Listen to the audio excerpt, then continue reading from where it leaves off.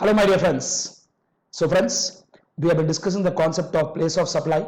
So just few more sections are left out in the place of supply, which we'll complete today. In this particular lecture, we'll close with the balance points of place of supply and in fact close with this topic called place of supply. Are we clear? Very good. So without any second thought, let's move forward, complete the balance points in place of supply and close with this topic. Are we ready? So today we'll give an end to this topic of place of supply. And one such topic which is important in exam for 4 to 6 marks also. And I also told you there were a couple of occasions where this came in exam for 8 marks also. And that is the reason why very clearly I discussed so many good number of questions with you. Clear? So what we'll do first is, let's once quickly revise once again. Then we will start with some balance points left out in section 13 and close with this topic called place of supply. Ready? Tell me friends, first of all, we all know that we are dealing with IGST Act. Of course, in place of supply, we are not concerned with CGST Act at all. We are concerned only with IGST Act. Can you please tell me what is section 7 of IGST Act? Section 7 deals with intrastate supply. Section 8 deals with intrastate supply. And the fundamental difference is that if the location of supplier and the place of supply both are in same state, we call it as intrastate supply. But if the location of supplier and the place of supply are in different state, we call it as intrastate supply. Then friends, what is section 9? Section 9 says if location of supplier or place of supply is in territorial waters, then it is regarded as the coastal state or UT. It is regarded as it is there in coastal state or UT where the nearest point of appropriate baseline is located. Clear? Good. Then my dear friends, what is section 10? Section 10 talks about place of supply in relation to goods. And as I already told you, in 10 we have got 10.1 as well as what my dear friends, 10.2. And in 10.1 again we have got 10.1a, 10.1b, 10.1c, 10.1d, 10.1e. And what does 10.1a talk about? 10.1a talks about place of supply in case where there is movement of goods, which clearly says place where movement of goods terminates for a delivery to the recipient. What is 10.1b? 10.1b is basically a point where goods are supplied by supplier to the recipient on the instructions of third person, technically called as build to ship to model. And in that case, place of supply will be principal place of business of such third person. Then what is 10.1c? 10.1c talks about place of supply in case where there is no movement of goods. And in case where there is no movement of goods, law clearly told place of supply is the place, other words, the location at the time of delivery of the goods. Clear? 10.1d talks about place of supply in case where goods are assembled or installed, where law told in case of goods assembled or installed, place of supply is the place where goods are assembled or installed. Finally, last one, 10.1e, my dear friends. 10.1e talks about place of supply for goods supplied on board a conveyance, for which law clearly told place where goods are taken on board.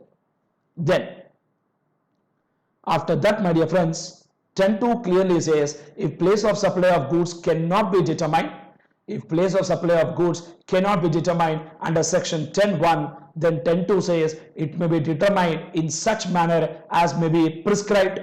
So as of now, nothing is prescribed, but there is a possibility that in case we are unable to break the point, other words, unable to decide what is the place of supply by applying section 10.1, then government will use the power of 10.2 and they will determine what is the place of supply.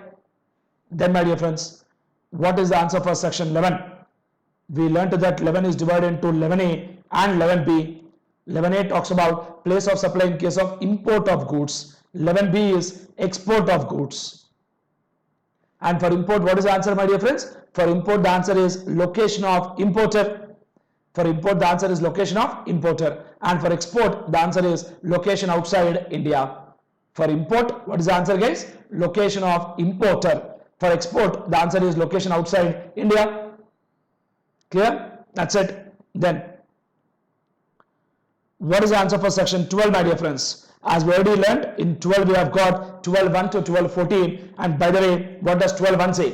12.1 says that section 12 will apply only if location of supplier and location of recipient both are in India. Come on friends, provisions of section 12 will apply only if location of supplier and location of recipient both of them are in India. What does 12.2 talk about? 12.2 is basically the general rule which says that if a recipient is registered person, place of supply is the location of such person. And if recipient is unregistered person, if address on record exists, then location of recipient. But if address on record does not exist, then location of supplier. Then 12.3 talks about place of supply for service in relation to immovable property, including accommodation service. And place of supply is the place where immovable property is located or intended to be located. And 12.4 talks about restaurant and catering services, personal grooming, fitness, beauty treatment, health services, including cosmetic and plastic surgery. And place of supply is the place where services are actually performed. And 12.5 talks about training and performance appraisal services. And for training and performance appraisal, place of supply for registered person, location of such person, unregistered person, place where services are actually performed. Then 12.6 talks about admission to event. There also law told if recipient, admission to event, right? Straight away the answer is place where event is held or amusement park is located. 12.7, very interesting and very important. And we know that 12.7 talks about something called organizing an event, where law told if recipient is registered person, location of such person. But if recipient is unregistered person, place of supply is the place where event is actually held. And one special point there is that if event is held outside India, place of supply is the location of recipient. Correct? Good. 12.8, transportation of goods, where they told recipient registered, location of that person. Unregistered, place where goods are handed over for their transportation.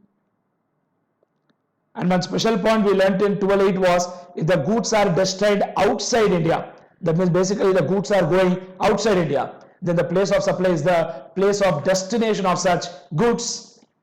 Then my dear friends, 12.9 talks about service by way of transportation of passengers. If recipient is registered person, location of such person. And if recipient is unregistered person, place of supply is the place where passenger embarks on the conveyance for continuous journey. Place where passenger embarks on the conveyance for continuous journey. Then 12.10 talks about, come on friends, I repeat one more time, 12.10 talks about services on board a conveyance, where the answer is first scheduled point of departure of that conveyance for the journey.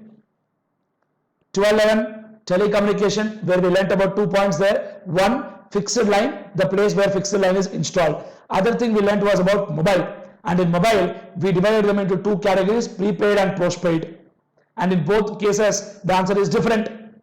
Then 12.12 talks about banking and financial services, including stockbroking, and the answer is straight away location of recipient on the records of supplier.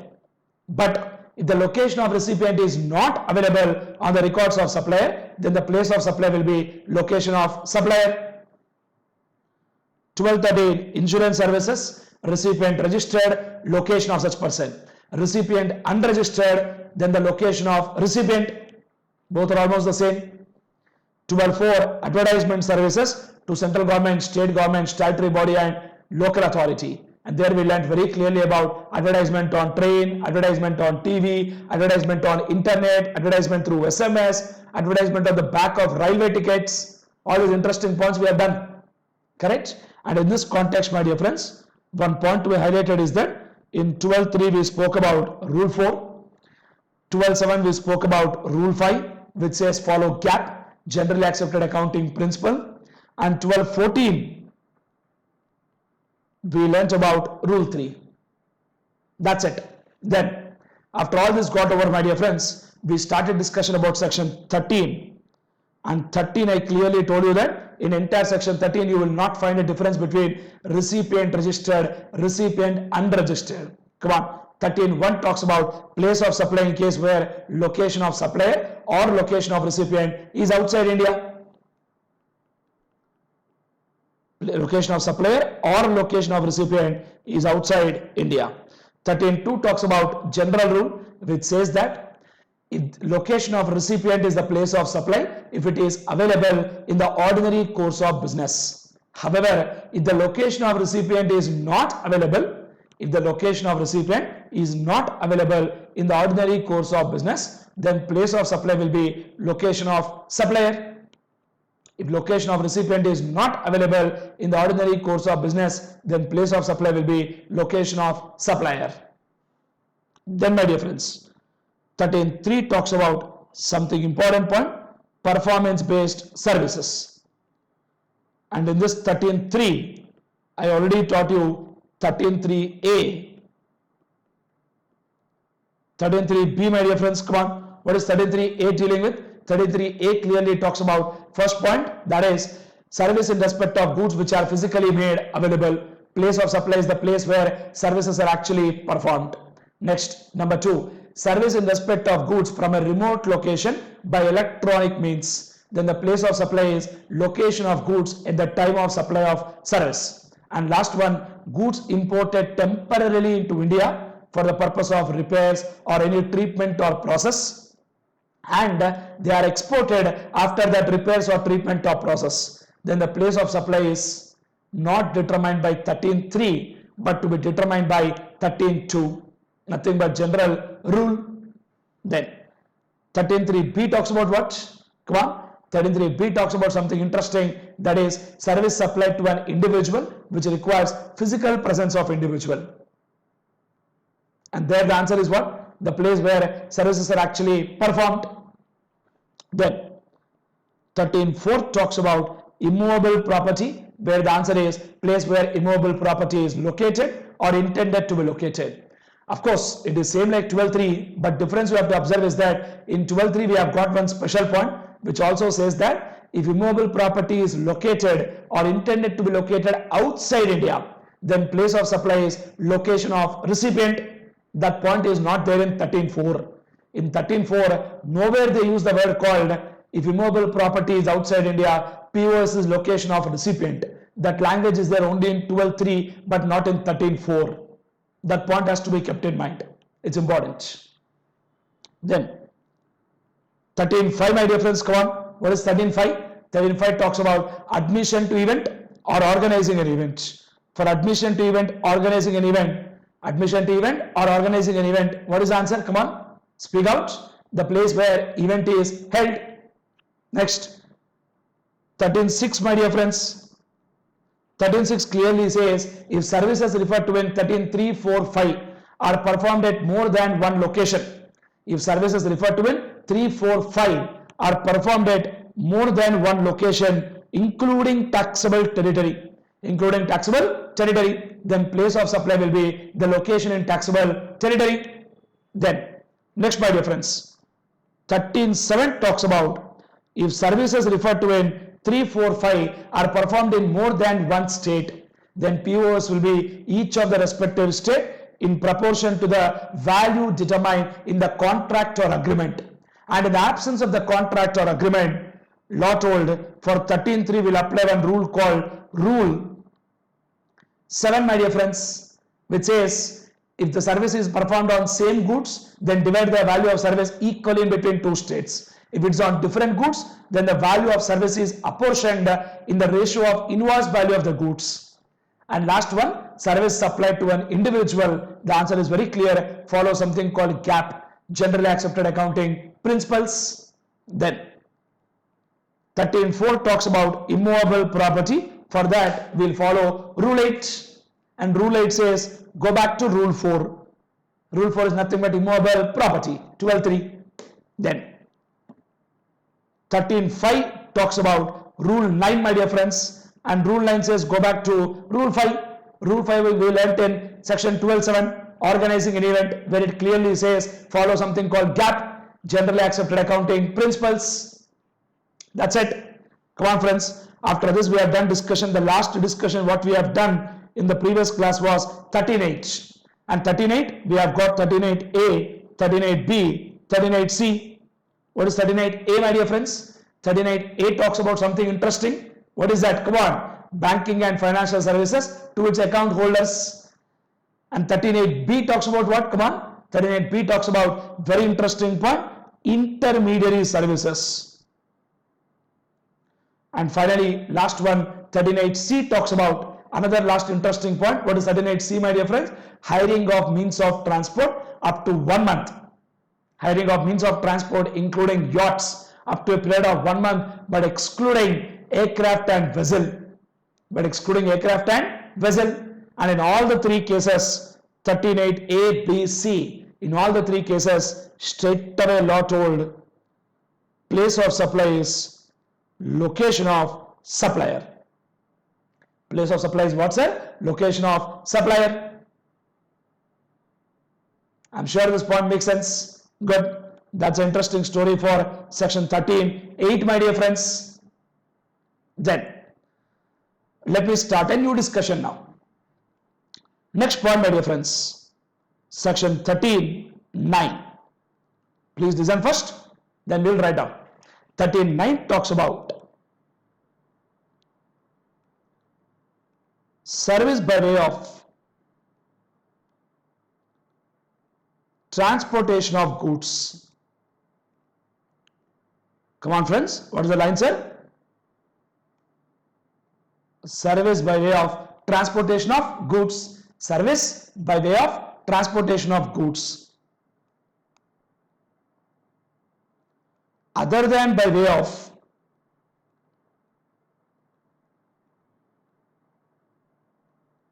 mail or courier. That means for mail or courier, this 13.9 will not apply. I repeat one more time. For mail or courier, 13.9 will not apply. And if 13.9 will not apply, what will apply then? 13.2, general rule. So general rule is always there with us. If any service is not covered under a specific subsection, then general rule will apply. 13.2 is there with us. Correct, right? Other than by way of what, sir? Mail or courier. What is mail? Mail is nothing but post. Clear? And for entire service by way of transportation of goods, other than by way of mail or courier, place of supply is the place of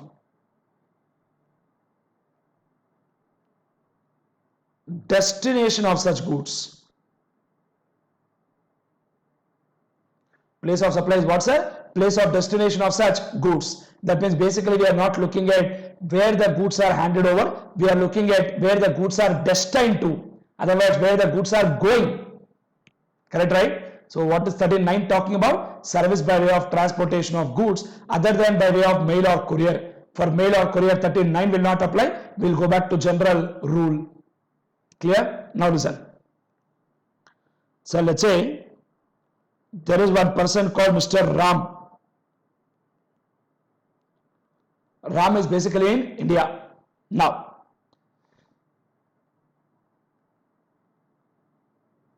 Ram's goods are at US. Okay, let me put it like this. Some goods belonging to Ram are in US. Come on, my dear friends. Some goods belonging to Ram are at what, sir? US. So what has happened is Ram contacted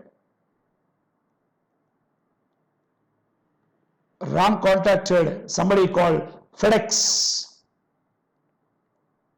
Okay, FedEx is not acceptable because FedEx is basically a courier service and we have to talk about something called other than mail or courier. So there is something called PQR transporters. PQR Transporters Inc. of US. So Ram contacted PQR Transporters Inc. of US and paid them $500. Paid them what, my dear friends? $500 to basically pick up the goods and deliver to Ram. Pick up the goods and deliver to what, my dear friends? Ram. Now I'll ask you one question. Can you please tell me who is supplier in this case? Who is giving the service? Supplier is nothing but PQR Transporters Inc. and recipient is nothing but RAM. So generally for transportation, my dear friends, whoever is paying the freight, he is called recipient. So freight charges are paid by RAM. So he is called recipient. And what is the nature of service? Nature of service is very clearly service by way of transportation of goods. And one of them is outside India. And when one of them is outside India, section 13 only will apply. Sir, fundamental point. Whenever you see any question, first thing what you have to observe is whether supplier recipient both are in India or one of them is outside India. When both are in India, then only section 12 will apply. If both are in India, then only section 12 will apply. If any one of them is outside India, then section 12 will not apply. Section 13 will apply. Clear? Good. And what is the answer for place of supply? Place of supply is the place of destination of such goods. In this case, place of supply will become India because the goods are destined to India. That's it. That is end of story for section 13.9, my dear friends. Small point, but important point, interesting point. So please take it.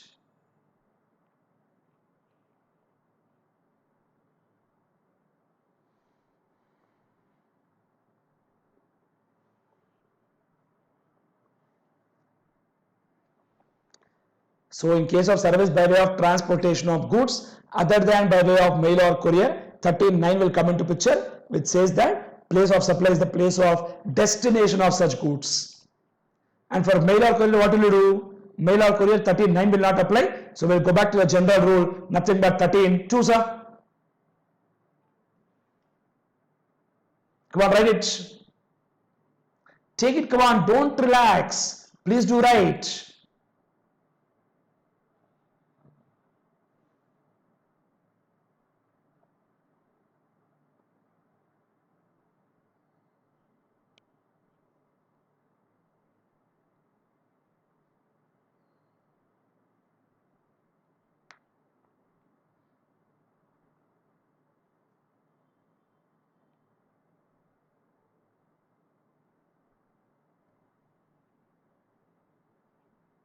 Come on guys, please write down.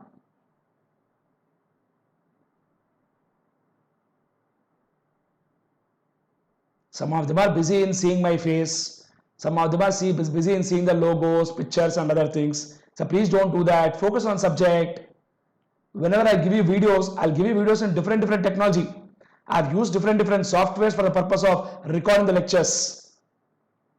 So next video you will find some different design of mine. And after that another video you will find a different design of mine. Sir, you don't focus on the design. Please focus on the content what we are giving. That's more important. So don't focus on me first. Focus on what you have to write. When I'm teaching, when I'm telling the concept, focus on me. Please observe what I'm talking about. But now please write down. You just don't keep watching the screen like that. Please write down. And some of them are one side opening Instagram, Facebook, WhatsApp, Twitter, whatnot. And busy in watching Sonu Sood, what he is doing. Please sir, come on. Keep all that aside. When you're watching a lecture, watching a video, please focus only on the video. Our class video, nothing else. Don't divert yourself. And some friends are there, extraordinary students. One side they are watching video, other side background music is going on. How will that work then? When you are watching a lecture, please make sure that nothing is distracting you and nothing is there in and around you except your subject. Sit properly and watch properly. Then things will happen.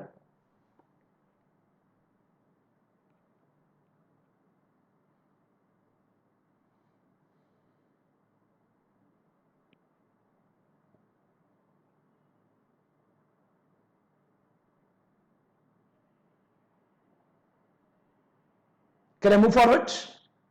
Done. I'll proceed. Next section. Section 13.10, my dear friends. So that's why I clearly told you 13 will not take much time. The more time taking objective is all about section 12 only. And 12 you are perfect. 13 becomes easy task. Clear? See now.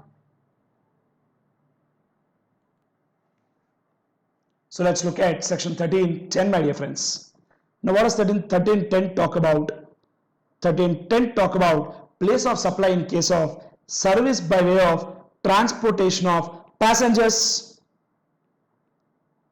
Service by way of what? Transportation of passengers.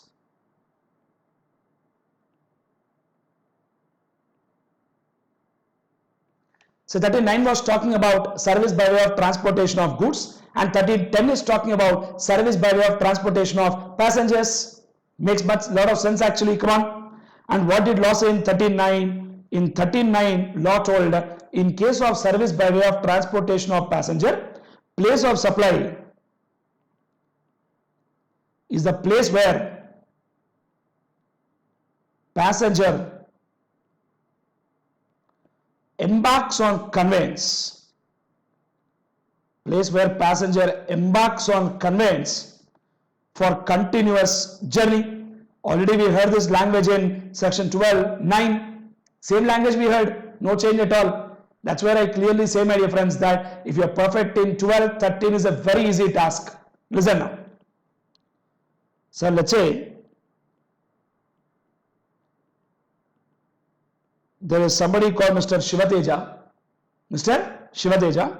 Now, I am traveling from Dubai to India.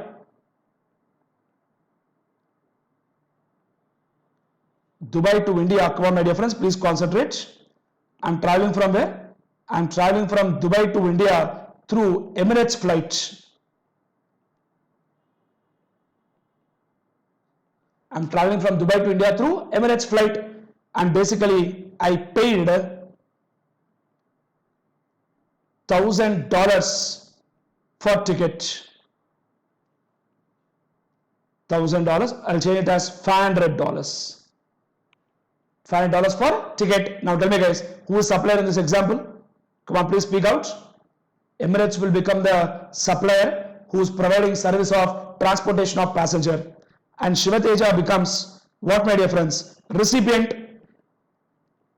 So in this particular example, my dear friends, what will become place of supply, sir? Place of supply is nothing but Dubai, because the place where passenger embarks on the conveyance for continuous journey.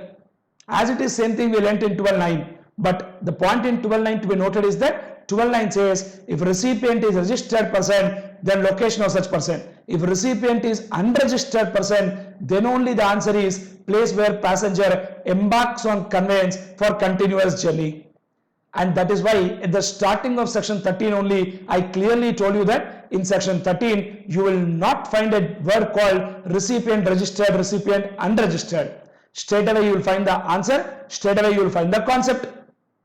Come on, please write this point. Over. Done, my dear friends. 13 is coming to an end. But one section will take a lot of time. That is where we will focus too much.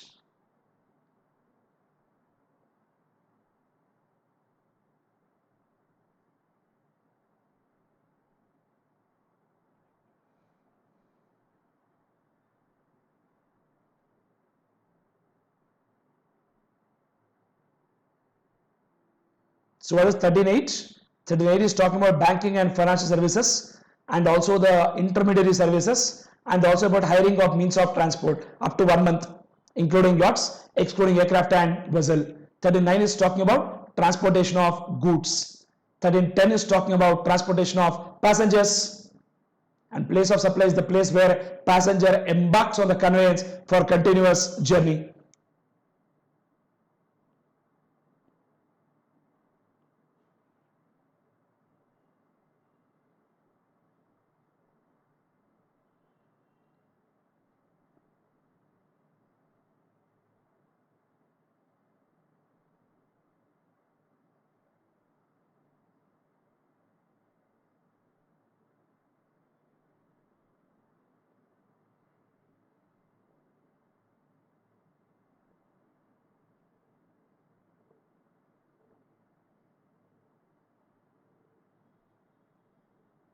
Done? Can I proceed? If you finish writing, I'll move forward. In this case, answer is Dubai because Dubai is the place where passenger embarked on the conveyance. Clear? I'll proceed then. Next, my dear friends, next, nothing is there in this. I'll just close in one line. 1311 straight away is same as 1210. That is nothing but for services on board a conveyance. For services on board a conveyance, POS is the place where, or let me write like this, POS is the first scheduled point of departure. POS is what, my dear friends? First scheduled point of departure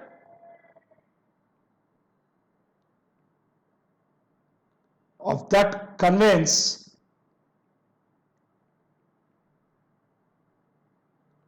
for the journey. Come on friends, what is POS? POS is nothing but the first scheduled point of departure of that conveyance for the journey. Same thing we learnt in 1210 also, but we're talking about service on board a conveyance. Now don't think, sir, why this point is coming again in 13? The logic is simple. If both are in India, 1210 will apply. If one of them is outside India, 1311 will apply. That's it. Clear? No doubt in that. 13 will apply only when supplier or recipient, one of them is outside India. 12 will apply only when supplier and recipient both are in India. Right on. Place of supply is the first scheduled point of departure of that conveyance for the journey.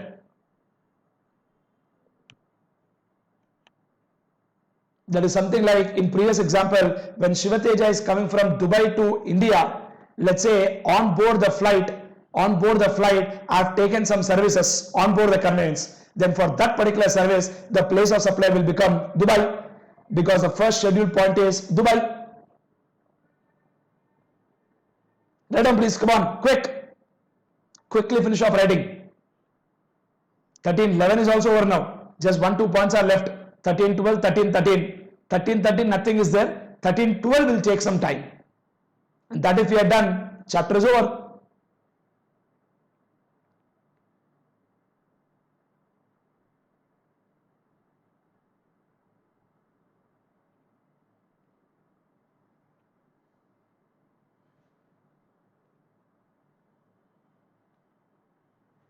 Done. Can I move forward?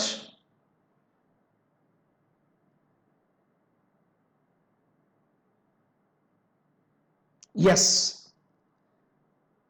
So my dear friends, before I proceed to the next section, I want you to focus on a small understanding I'll give you now. A small way of understanding. See.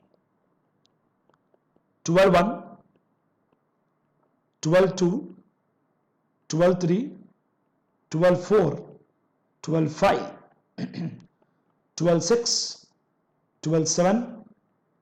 Okay. This way it won't be sufficient. Let me do this way.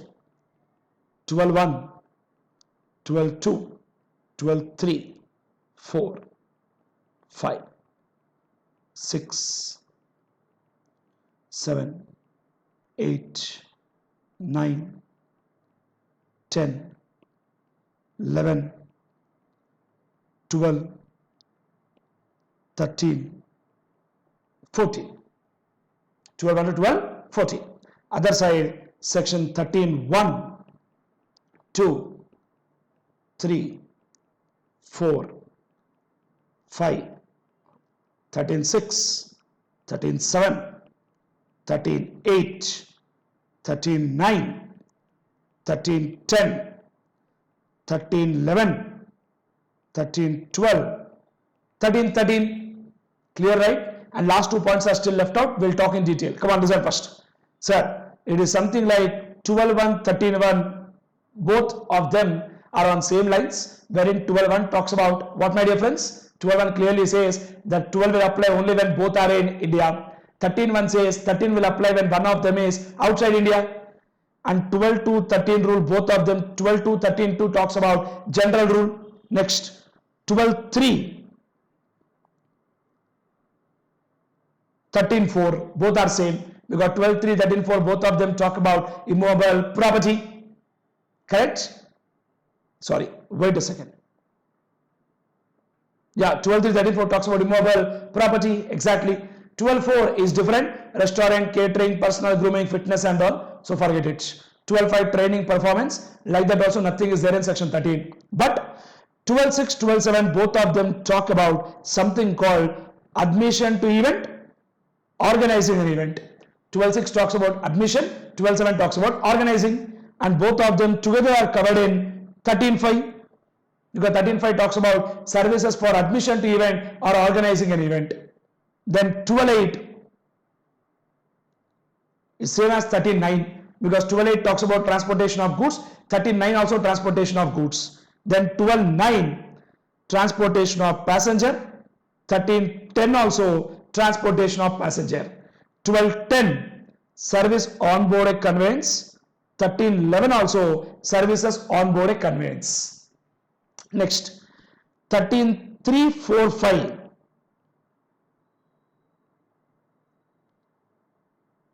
performed at more than one location, including taxable territory. Then place of supply is location in taxable territory. That's what 13.6 told. Then 13.7 says is 345 performed in more than one state. Then POC is each of the respective state in proportion to the value determined in the contract or agreement. In the absence of contract or agreement, they will apply provisions of rules. That's it. So I just wanted to give all these arrow marks so that you get complete clarity of thought and interlinking between section 12 and section 13. And just to add on more knowledge here, 12.3 has got rule 4, 12.7 has got rule 5, 12.11 has got rule 6, 12.14 has got rule 3, sir.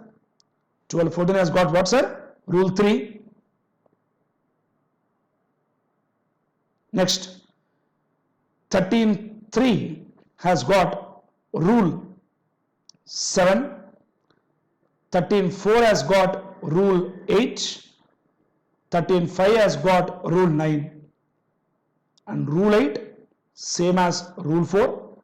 Rule 9 same as rule 5.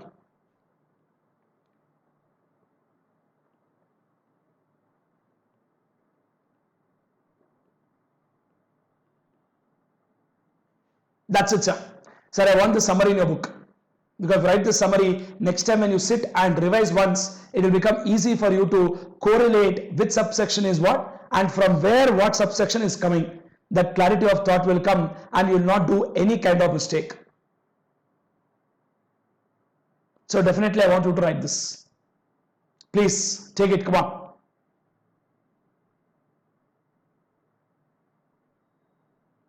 Please write down.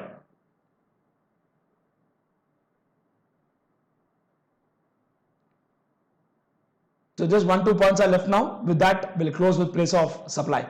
But of course, 13.12 will take some sweet time.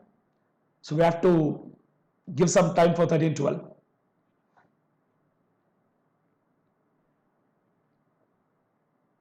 Take the summary, come on, quick. Please don't relax. Please write, come on, quickly, you write down.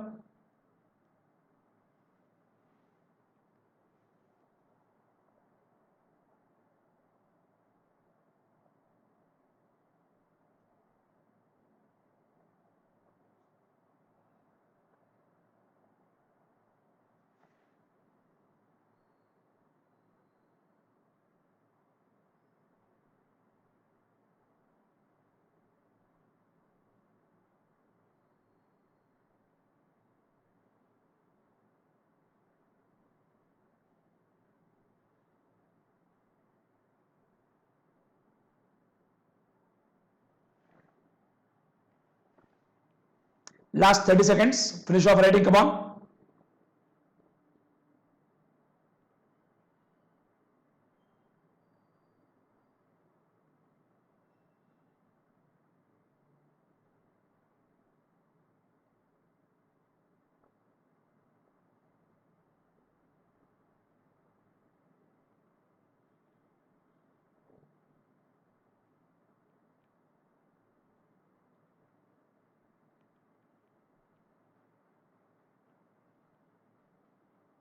So between whatever gaps are there, those gaps are those where section 12 has got different point, 13 has got different point.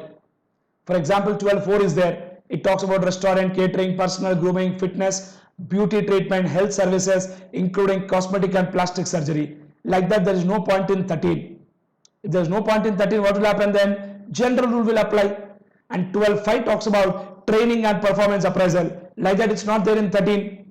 So general rule will apply in 13. Clear?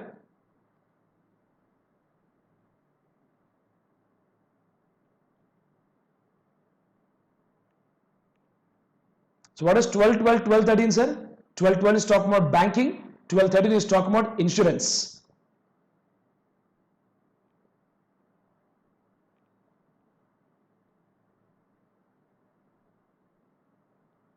Done. I'll proceed and move forward then. Come on, my dear friends.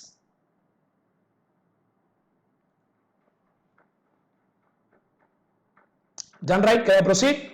Come on.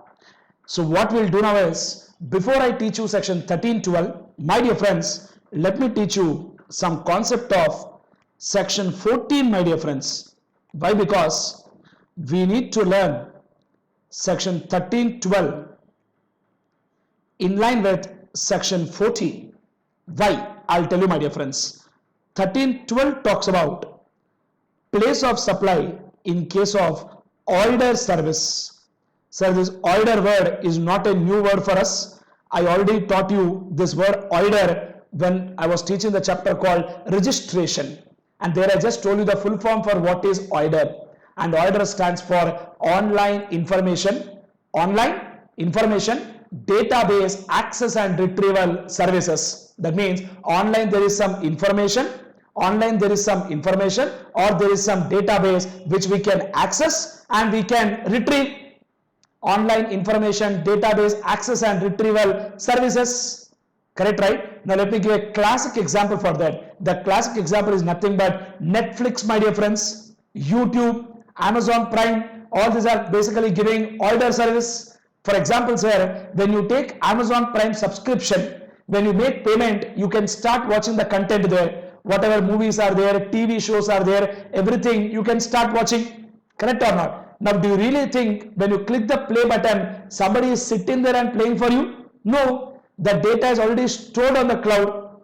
The data is already stored online. On the cloud, the data is already stored and you can access and also retrieve the content. Otherwise, download the content.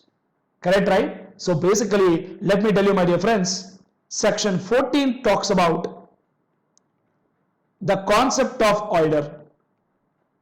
14 talks about what? Concept of order. 14 talks about what is the concept of order, and 13.12 talks about what is the place of supply for order. So my approach is, first let's learn what is the concept of order, then we can learn what is the place of supply for order service. First let's become perfect in the concept of order. Are we ready? Let me start. Come on. First of all, my dear friends,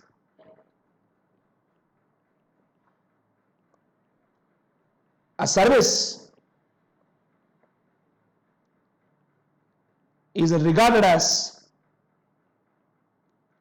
order service only when it is automated using technology and involving minimal human intervention. Involving what, my dear friends? Minimal. Minimal means the most minimum human intervention. Correct, right? And by the way, what is the full form for order? Order stands for online information database access and retrieval services. Come on, my dear friends. What does order stands for, sir? Order stands for online information database access and retrieval services. So that basically means online there is some information, Online there is some information or there is some database which we can access and we can retrieve. That's why I give a classic example for Netflix, Amazon Prime, YouTube. Correct, right? It's already stored on the cloud, online data, but involving minimal human intervention. That is, it is not possible to provide. It is not possible to provide without technology support. Classic example, my dear friends. Movies online, then songs online. We have got some apps like Wink Music where you can download that app and start listening a lot of songs there. Or there could be, my dear friends, games online. Correct, right? And there is something like advertisement on internet. Advertisement on internet or any other cloud services. Cloud services is something like online data storage. Correct, right? Nowadays, entire data is stored in the cloud. I mean, in your case also, when I'm giving you the lectures for you, I'm giving you through a Google Drive link. So on Google Drive, I store the content and that content you are able to access and you're able to watch that videos. Correct or not? And it is not possible to provide without technology. Clear? Good. Come on. So write this point first. A service is regarded as order service only when it is automated using technology and involving minimal human intervention. That is an important point. That is, it is not possible to provide without technology support. Please write this first. Then only I can go to next point. But first write this. Come on. 13-12 we'll talk last. 13-12 is talking about basically place of supply for order service. But first let's become perfect in what is the concept of order. Then we can talk about what is the place of supply for order service. Write down, come on, please write.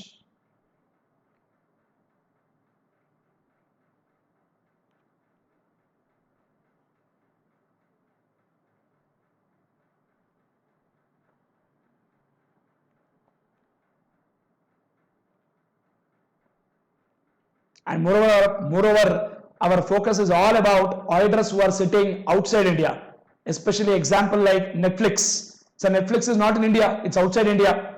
And that they're also charging much higher compared to any other OTT platform of Amazon Prime, Z5, Sunnext, whatever you look at, compared to all that, Netflix price is always higher.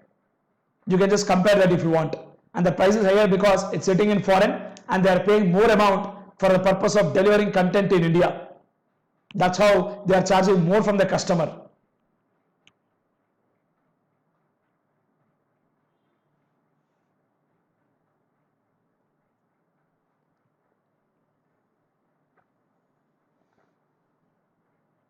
Finish writing? What are the examples we wrote there? Movies online, songs online, games online, advertisement on internet or any cloud services, cloud computing, etc.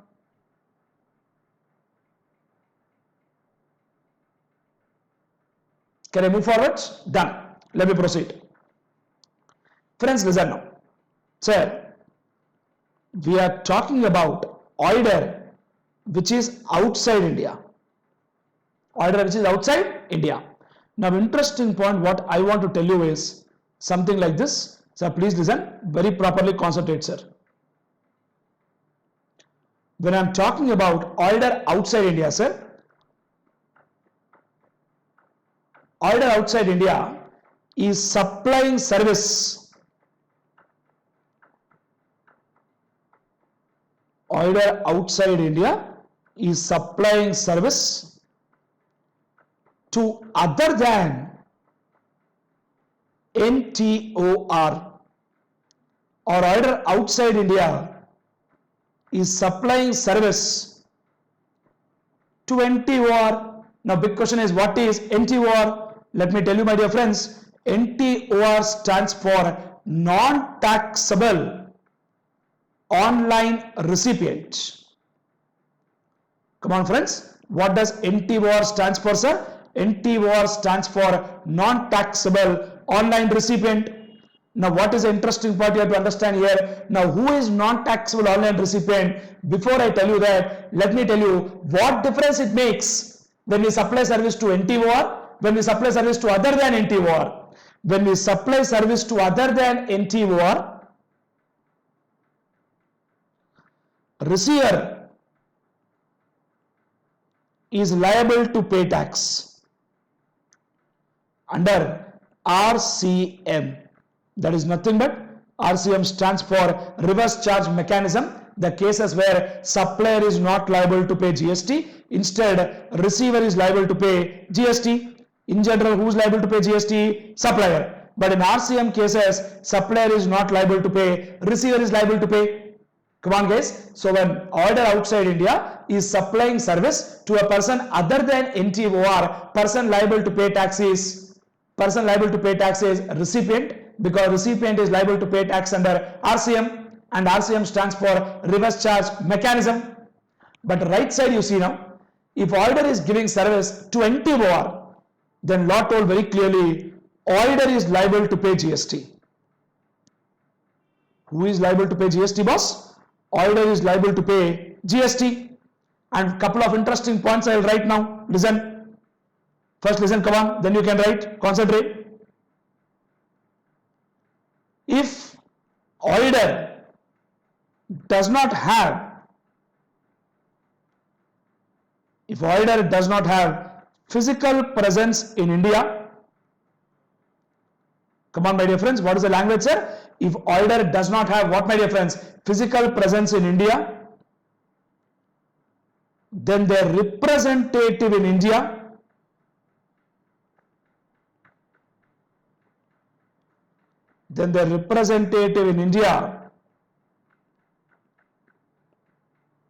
is liable to pay GST. Come on friends, what is the interesting line we wrote, sir? If order is supplying service to other than NTOR, who is liable to pay GST, my dear friends? Recipient is liable to pay GST under RCM. But if order is supplying service to NTOR, who is liable to pay GST? Order is liable to pay GST. If order does not have physical presence in India, their representative is liable to pay GST. And finally, next point. If there is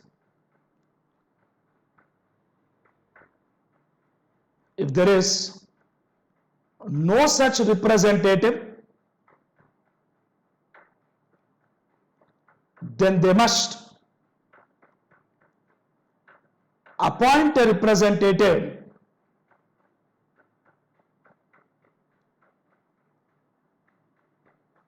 Come on friends, what is the line we wrote, sir? If there is, what sir? No such representative.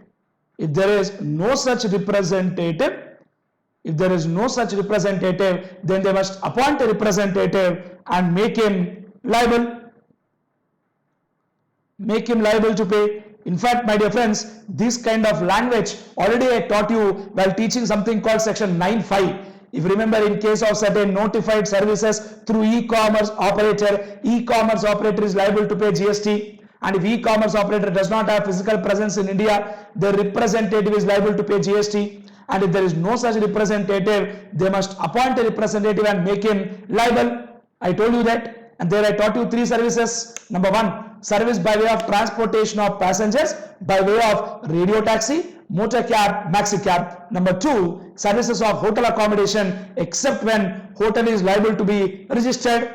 Correct, my dear friends? And number 3, services of housekeeping except when person supplying service is liable to be registered. Now these 3 are basically the notified services under section 9.5, where law clearly told for these 3 notified services, e-commerce operator is liable to pay GST. And if e-commerce operator does not have physical presence in India, their representative in India is liable to pay GST. And if there is no such representative, they must appoint a representative and make him liable. Correct, right?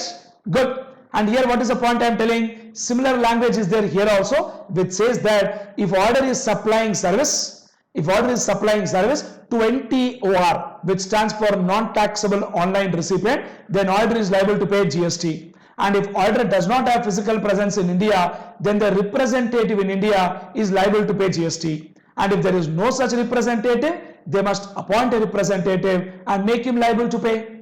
And if order is supplying service to other than NTOR, if order is supplying service to what, sir? If order is supplying service to other than NTOR, then who is liable to pay? Receiver is liable to pay tax under RCM. That's it. Very, very interesting point. First to write this, then I'll make you write who is non-taxable online recipient. Write this first. Come on, please write.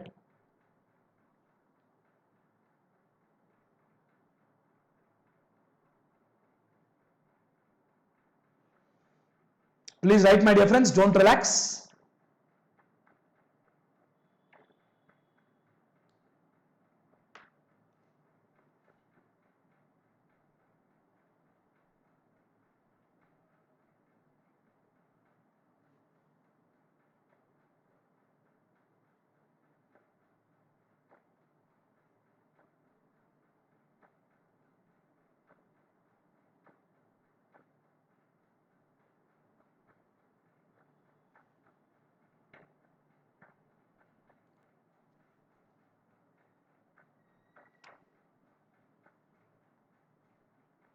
Please write down, friends, don't relax.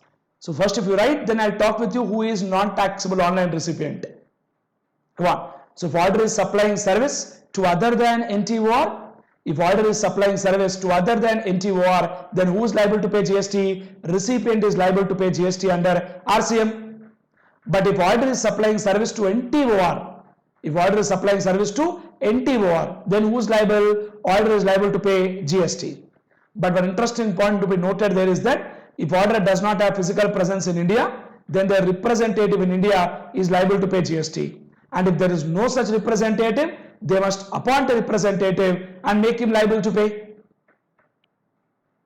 So actually those 2 points, that representative, no representative, language is same like your e-commerce operator. In e-commerce operator, whatever points you had, same points are there here. No doubt in that.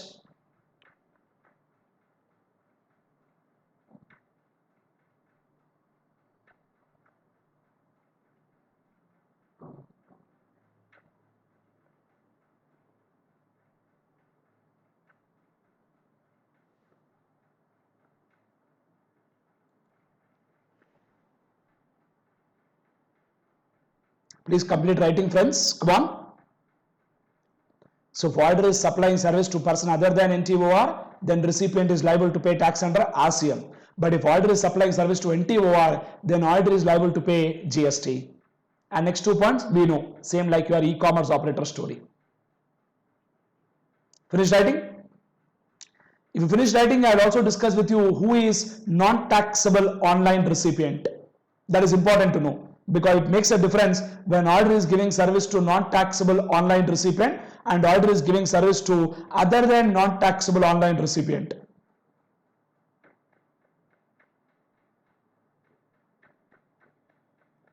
Ready? Come on. So let me go back, guys. So this is your IGST BEAR Act. So in BEAR Act section 216 talks about who is a non-taxable online recipient. I want you to look at that, and of course I want you to write it also. But first let's understand that, then we will write.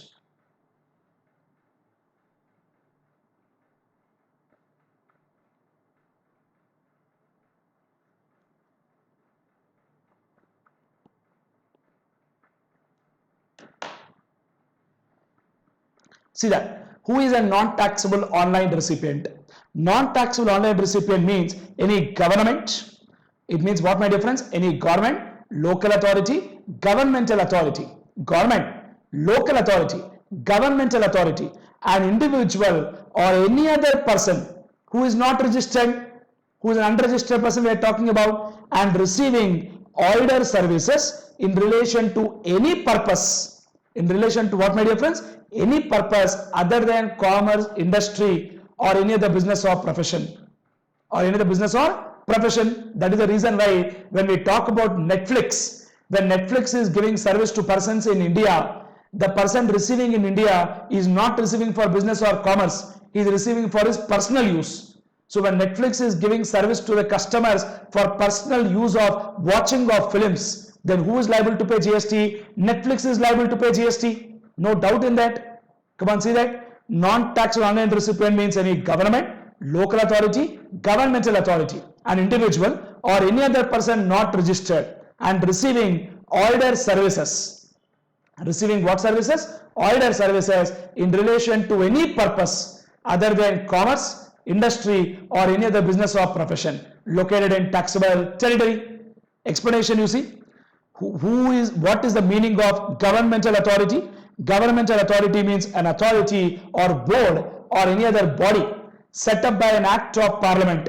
Now don't tell ICI, wait. Set up by an act of parliament or state legislature or established by government with 90% or more participation. How much percent? 90% or more participation by way of equity or control to carry out any function entrusted to a municipality under Article 243W of the Constitution. An authority or board with 90% or more participation by way of equity or control is with government. That is important. Clear, right? That's it. Write down, come on. I want this in your book. The Bare Act definition only I want you to write. Section 2, clause 16, which defines who is non-taxable online recipient.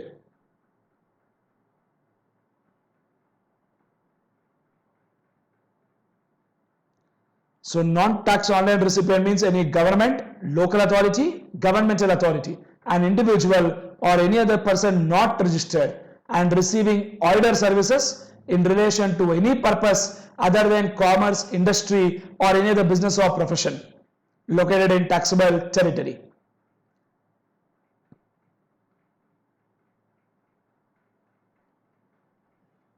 Please write, come on, important. So if order is given to NTOR, order is liable. But if order is given to other than NTOR, then who is liable? Recipient is liable under RCM. So that's what we wrote here. If order is given to NTOR, order is liable. But if order is given to other than NTOR, receiver is liable. That is why in Netflix example, when Netflix is giving service, who is liable to pay GST? Netflix is liable to pay GST. Because they are given to individuals or any other person unregistered and they are not receiving for the purpose of business or profession. They are receiving that Netflix service only for personal use of entertainment purpose.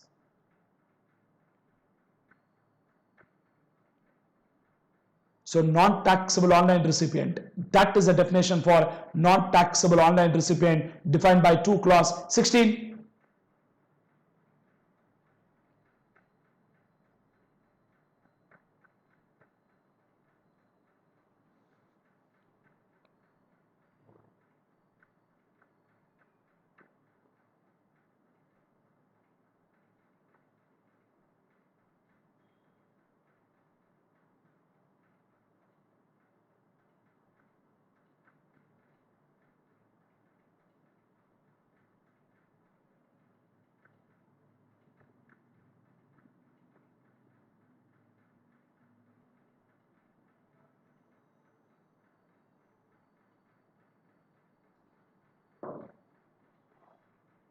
Come on, last 30 seconds. Please finish off writing.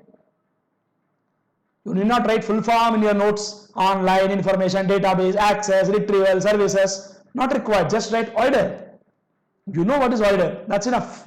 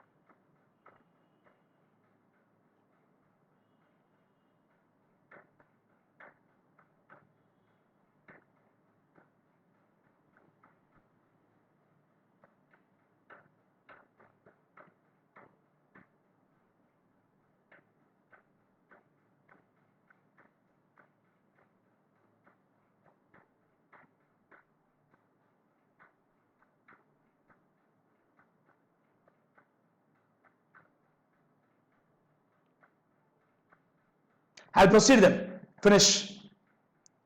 So if order is supplying service to NTOR, order is liable to pay GST. If order is supplying service to other than NTOR, recipient is liable to pay tax under RCM. That's it. Friends, this is the end of story for section 14, my dear friends. 13-12 is not yet done. Section 14 is only done.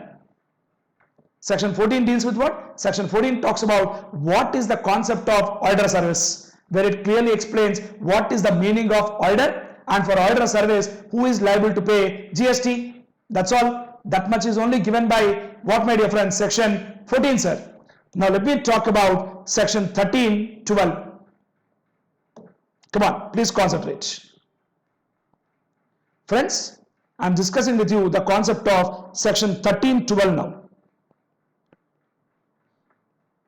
Section 13-12 talks about POS for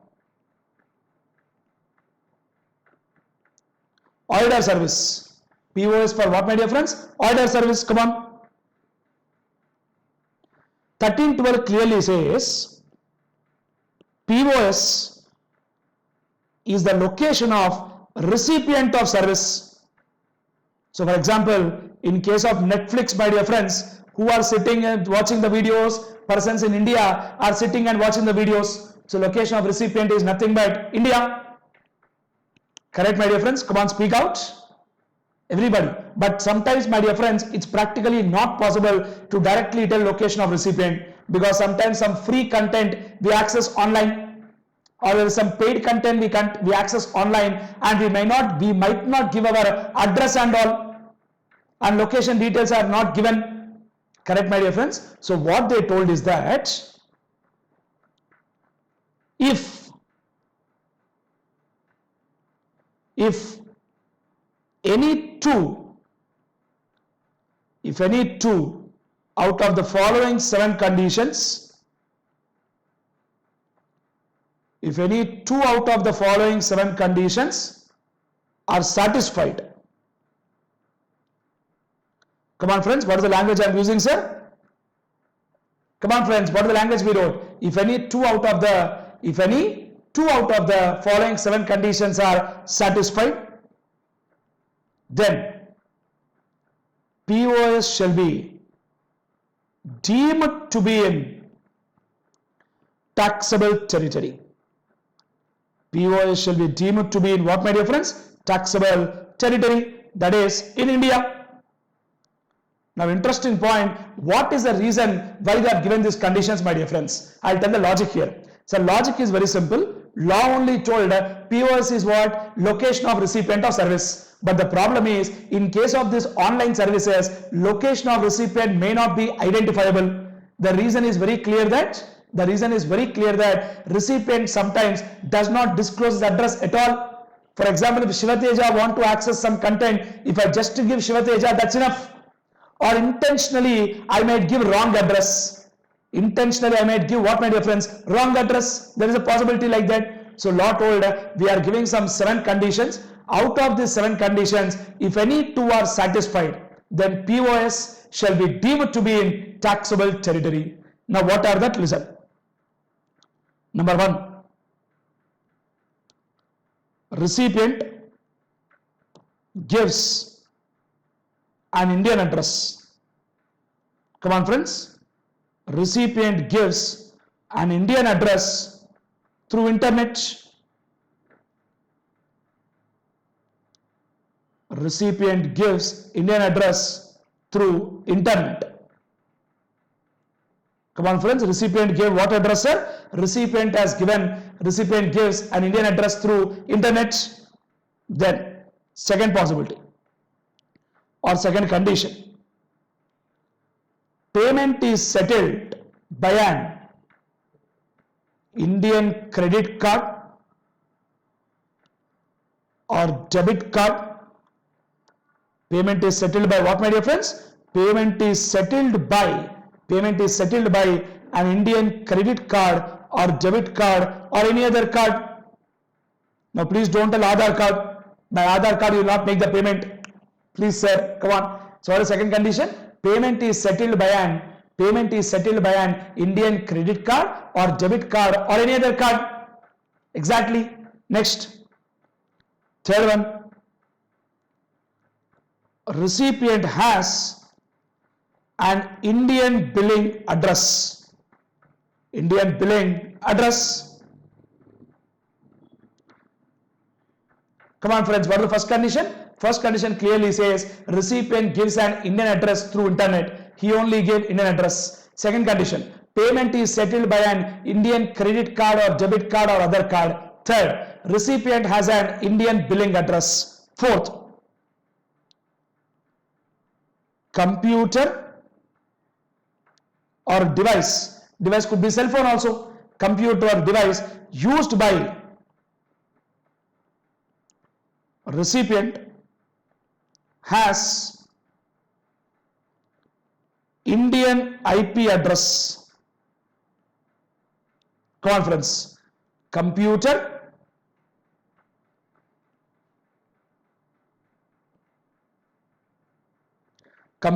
or device, computer or what my difference? Device. Computer or device used by recipient has Indian IP address, and IP stands for what? Internet protocol. It has got an Indian address. Clear, right? Internet protocol IP address 192.168. We know this, right? Exactly. Next, fifth condition, recipient uses an Indian bank account for payment. So previous point what I told you was he is using an Indian credit card, debit card, other card, and this point is I am telling he is using an Indian bank account for payment, online banking, internet banking. Sixth condition, country code of SIM card.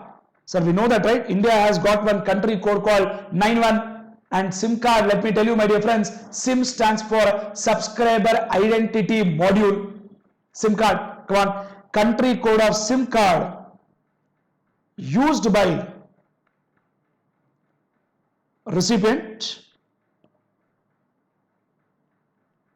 is of India. Come on sir, what is the language I wrote? Country code of SIM card used by recipient is of India. Country code of SIM card used by recipient is of India. And last condition my dear friends, recipient receives service through an Indian fixed landline. Recipient receives service through what my dear friends? Indian fixed landline. Through Indian fixed landline he has received the service. Now what does this mean sir? What does this mean? For example sir, Indian fixed landline is something like in India we have got some internet connection, fixed cable, Act Fibernet or any other fixed cable we have got in India, or Airtel internet connection through a fixed landline through which we have taken some service. Correct, right? Fixed internet connection we have got, fixed lease circuit we got. Getting clarity friends? So basically law has given some 7 conditions my dear friends, and they clearly told that out of these 7 conditions if any 2 are satisfied, out of this what my dear friends? 7 conditions, if any 2 are satisfied, then the location of recipient is deemed to be in India. Such a brilliant point they gave my dear friends. Which section all this by the way? Section 13.12, which talks about place of supply in relation to order service, where law told place of supply is the location of recipient of service. Place of supply is location of recipient of service. And if any 2 conditions out of the following 7 conditions are satisfied, out of the following 7 conditions, if any 2 are satisfied, then place of supply shall be deemed to be in India. That's it. Very, very interesting point. Please write down, come on. Please write.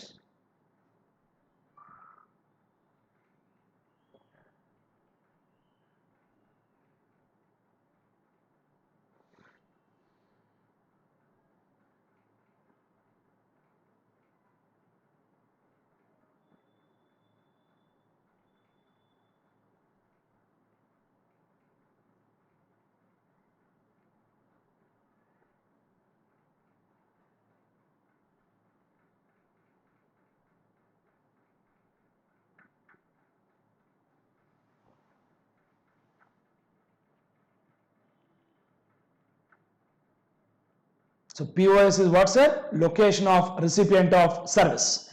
Now please write below, if any 2 out of the following 7 conditions are satisfied, it is deemed to be in India. What are 7 conditions? Number 1, recipient gives an Indian address through internet. Second, payment is settled by an Indian credit card, debit card, other card. Third, recipient has got an Indian billing address. Fourth one, computer or device used by recipient has Indian IP address. Fifth one, recipient uses an Indian bank account for payment. Sixth point, sir, country code of SIM card used by recipient is of India. And finally, 7th one, my dear friends, recipient receives service through an Indian fixed line.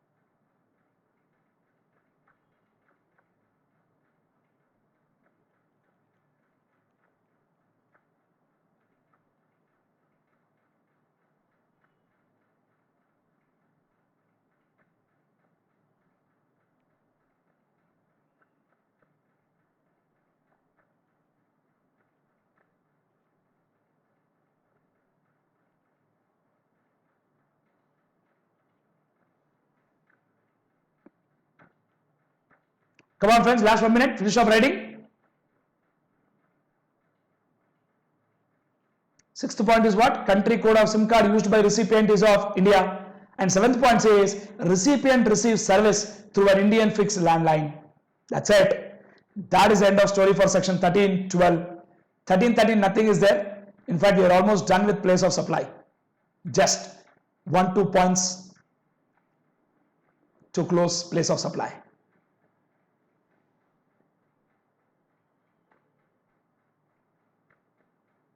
So can I move forward? Yes? Done. I'll proceed then. Finally, the last point of discussion, my dear friends. In this, nothing is there. Section 13, 13.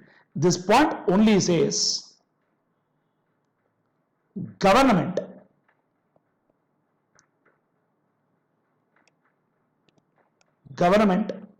shall have power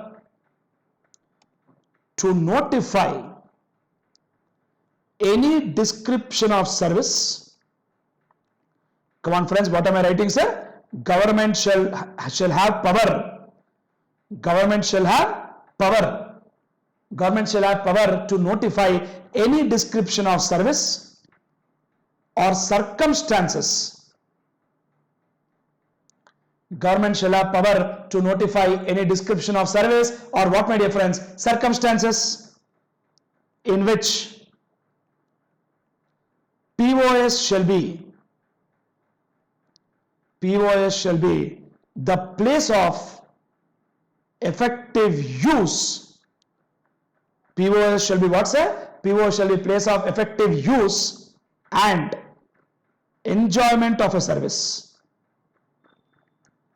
Place of effective use and what, my dear friends? Enjoyment of a service. That's all. Nothing is there in this, my dear friends. Come on. What did they say, sir? 13 only says that government shall have power. Who is having power? Government is having power to notify what? Any description of service or any particular circumstance in which, what, my dear friends? The place of supply shall be what? Shall be the place of effective use and enjoyment of service. So for certain circumstances or for certain services, what government will notify? In those cases, the place of supply will be the place where the service is effectively used and effectively enjoyed. The place where service is effectively used and effectively enjoyed. Come on friends, what is the language we wrote, sir? Place of effective use and enjoyment of a service. That's it. Right on. In this, what they recently notified is, one point they told is that in relation to pharma R&D service. This is recently notified.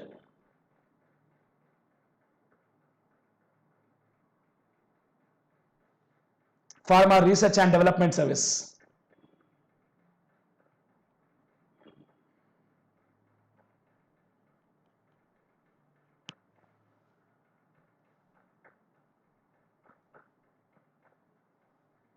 So POS is what, friends? Place of effective use and enjoyment of a service. So wherever effectively it is used and enjoyed, that becomes place of supply.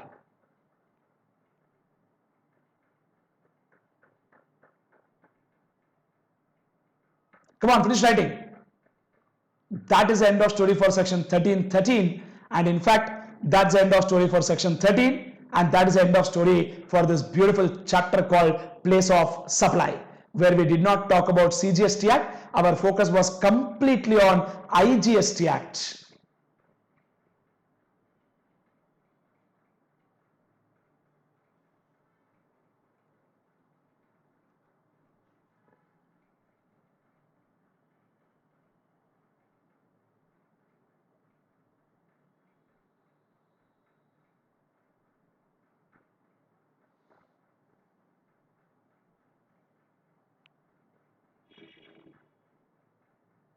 Done?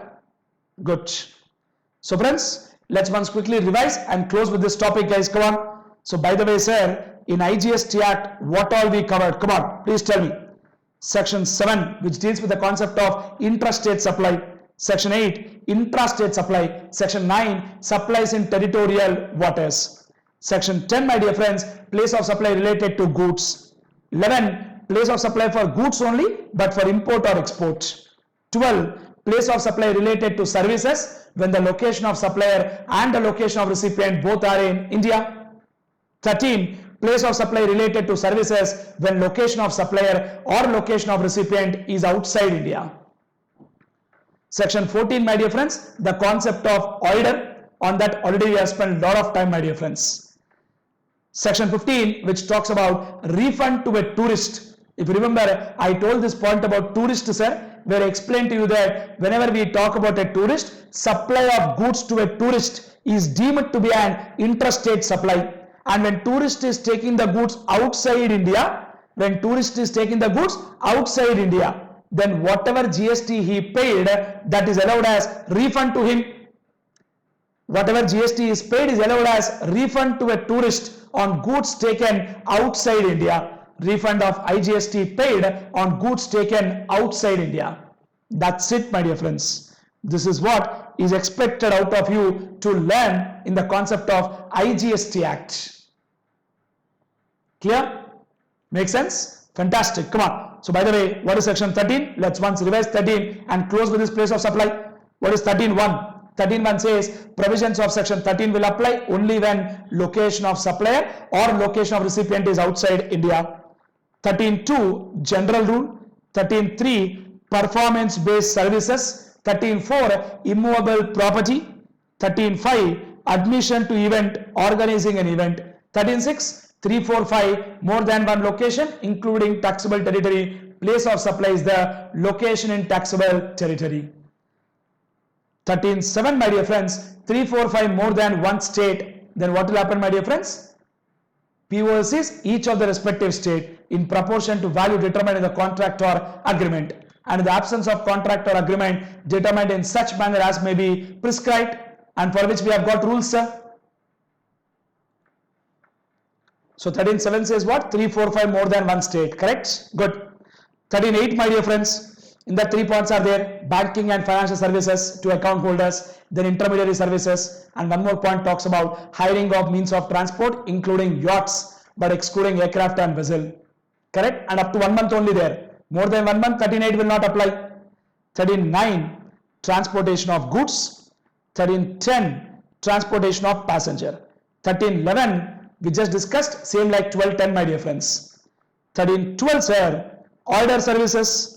13.13 I just told you about place of effective use and enjoyment of service. for notified services or circumstances. Good. So taking you back to our material, my dear friends. If you look at our material of place of supply, in fact, I guess everything is over, but still let's look at once. Come on. Multiple choice question, first one, second, third, fourth, fifth, all done. 7, 8, 9 also over. Look at the 11th one, my dear friends. Provider of AMC service outside India has entered into an agreement for an aircraft company PQR Limited in India. So service is to be done in India. Service provider provides repair service to the aircraft when it was in India. What is the place of supply of service? Obviously it is India, my dear friends. And this answer is because of section 13(3), performance based services. Clear? Good. Next. XYZ Limited, a company based out of Bangalore, awards online maintenance contract. Wonderful. It's an online maintenance contract of its servers located in Mumbai office to Y Inc., a company based out of USA. And as per the terms of the online maintenance, X Inc. shall be required to perform regular maintenance from US using internet. But where is the server? Server is in Mumbai office. So place of supply will become Mumbai. Section 13(3), where we discussed about an important word called location of goods at the time of service. Performance based service, my dear friends. Same point. Next. 13, 14, 15, 16 over. 17 also done. 18, 19 also done. Then all these are examples. These also we discussed. Questions also 1 to 10 all over. 11, 12, 13, 14, 15, 16, 17, 18, 19, 20. That's it. So this is the story of the place of supply. With this, all the questions are over. That's it, my dear friends. That is the end of topic called place of supply. So friends, if you observe carefully, we are done with the topic of introduction. Then we have also covered the concept of supply. Then we have covered time of supply. Then we have covered value of supply. We have also done registration. We have also done place of supply. Now, my dear friends, from next lecture onwards, why did I say next lecture? Because I will stop here. Because it's over. I will not start a new topic now. Yeah. So next lecture onwards, we will start discussion about lot of small topics like assessment and audit, appeals and revisions. We will talk about penalties, offences, prosecutions. Lot of small topics will complete. We'll complete lot of small topics, demands and recovery, liability to pay tax in certain cases, various small topics will complete. Then we'll also talk one big topic called input tax credit also. But first, let's complete few small topics, then only we'll move forward to a big topic for a discussion. Clear? That's it. So I'll not trouble you. We'll stop here and close the lecture. Next lecture we'll start a new topic for the discussion. Clear? Thank you so much. Take care. Bye-bye. Thank you. And that's the end of story for place of supply.